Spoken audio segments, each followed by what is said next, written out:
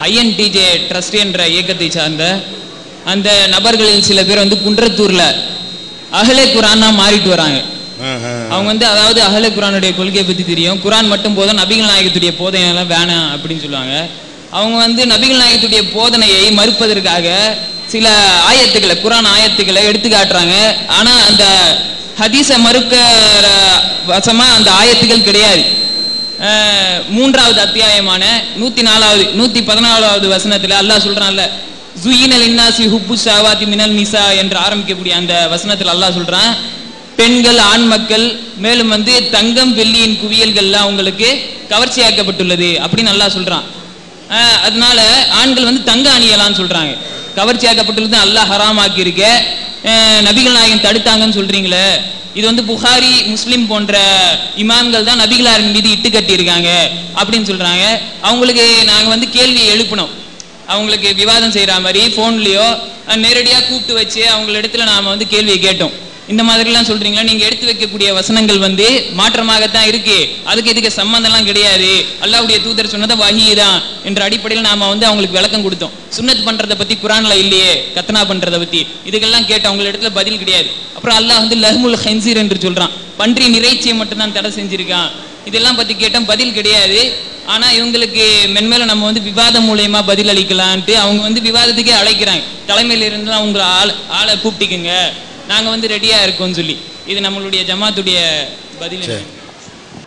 அதாவது குர்ஆன் மட்டும் போதும், ஹதீஸ் தேவையில்லை அப்படிங்கிற ஒரு கூட்டம் தமிழ்நாட்டில் அவ்வப்போது என்ன செய்வாங்க, உருவாகிறாங்க.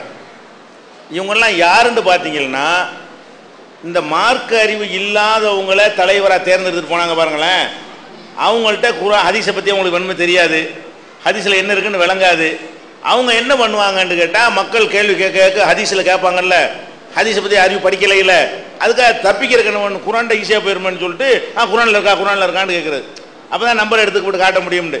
அந்த மாதிரி யாரெல்லாம் இந்த ஜாகில்களாக இருக்கிறவங்கள மார்க்க அறிஞர்கள் மாதிரி நம்பிக்கிட்டு போனாங்களோ அவங்க தான் இப்படி மாறி இருப்பதை நம்ம வரிசையாக பார்த்துருக்கணும். அதில் ஒன்றா இப்போ என்ன இருக்கிறாங்க, இந்த கூட்டமும் இப்போ ஆகியிருக்குது அப்படின்னு சொல்கிறார். அவர் எந்த அளவுக்கு உண்மைன்னு தெரியல. நீ என்ன செய்யணும், அதான் அது மாதிரி போயிருக்காங்க. விருதுநகரில் அது மாதிரி போனாங்க. அது என்ன, அந்த அபூதுலான்னு ஒரு தலைவர் குர்ஆன் ஹதீஸும் தெரியாது, ஒன்றும் தெரியாது. மூலத்திலேருந்து வாய்ச்சி சொல்லக்கூடியவங்களாக இருந்தால் ஹதீஸை தேட முடியும். ஏன்னா ஹதீஸுகள்லாம் தமிழில் வரல, தமிழில் வராதனால அவங்க படிக்கலை. தமிழில் வந்துருச்சுன்னா தேவைப்படாது, குர்ஆன் மட்டும் தான் தமிழில் வந்திருக்குது. மக்கள்கிட்ட போகிறா இருந்தால் நம்ம எப்படி ஹதீஸை சொல்கிறது, ஹதீஸ் தெரியாத குர்ஆன்டா சொல்லிவிட்டு போடலாமே அப்படின்னு சொல்லிட்டு குர்ஆன் மட்டும் போதுங்கிற மாதிரி என்ன செய்வாங்க, அந்த சீனில் இறங்கும் போது அவங்கள அங்கே தள்ளி வழிகேட்டில் போய் கடைசியில் இஸ்லாத்தை விட்டு வெளியே போயிட்டாங்க அவங்க. அந்த மாதிரி ஒரு கூட்டம் போனாங்க. அதனால் இஸ்லாத்தின் அடிப்படை குர்ஆன் ஹதீஸுங்கிறதுல மாற்றுக்கிறது கிடையாது. இதில் என்னன்னு கேட்டால், உங்களுக்கு இது சம்மந்தமாக உங்களுக்கு எந்த மாதிரி டவுட் வந்தாலும் குர்ஆன் மட்டும் போதுமா அப்படின்ட்டு ஒரு புஸ்தகம் போட்டிருக்கிறோம். அதில் அவங்க என்னென்னலாம் கேட்பார்களோ அந்த கேள்வி எவ்வளோ கிறுக்குத்தனமானது, எவ்வளோ அபத்தமானது என்பதை என்ன செஞ்சிருக்கிறோம், ஆதாரத்தோடு விளக்கியிருக்கோம். புஸ்தகத்துக்கு பேர் குர்ஆன் மட்டும் போதுமா, ஹதீஸ் தேவையில்லைன்னு சொல்கிறாங்களே, யார் உங்கள்கிட்ட சொன்னாலும் சரி அப்படி குழப்பினார்களே ஆனால் இந்த நூலை நீங்கள் வாசித்தால் என்ன செய்யும், நீங்கள் அவங்களுக்கு கேள்வி வைக்கக்கூடிய அளவுக்கு அதில் உங்களுக்கு தெளிவு கிடைக்கும். ஒன்று. ரெண்டாவது அவங்களை நோக்கி நீங்கள் கேட்கக்கூடிய பல கேள்விகள் இருக்குல்ல, அந்த கேள்விகளும் அதுக்குள்ளே இருக்கிறது. நீங்கள் கேட்டால் என்ன செய்வாங்க, ஓட ஆரம்பித்து விடுவார்கள்.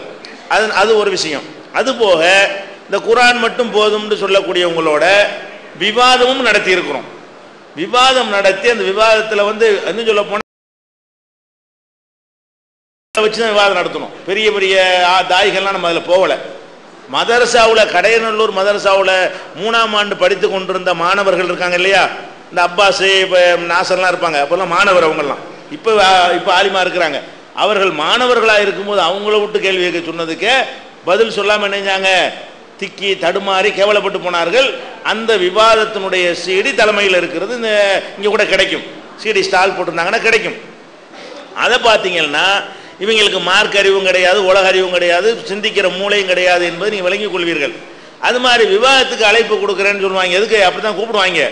விவாதத்துக்கு அழைப்புனா எழுத்து மூலமாக முறைப்படி அவங்க என்ன செய்யுங்க, நீ தலைமைக்கு கடிதம் எழுத சொல்லுங்க, அதுக்கு தகுந்த மாதிரி ஒரு ஆள் அனுப்பத்தாலும் பெரிய ஆட்கள்லாம் தேவை கிடையாது. சாதாரண இந்த தௌஹீதுடைய கொள்கையில் ஒரு 2 வருஷம் ஒழுங்காக இருந்த ஒரு சகோதரராக இருந்தால் போதும், அவர் கேட்பார்.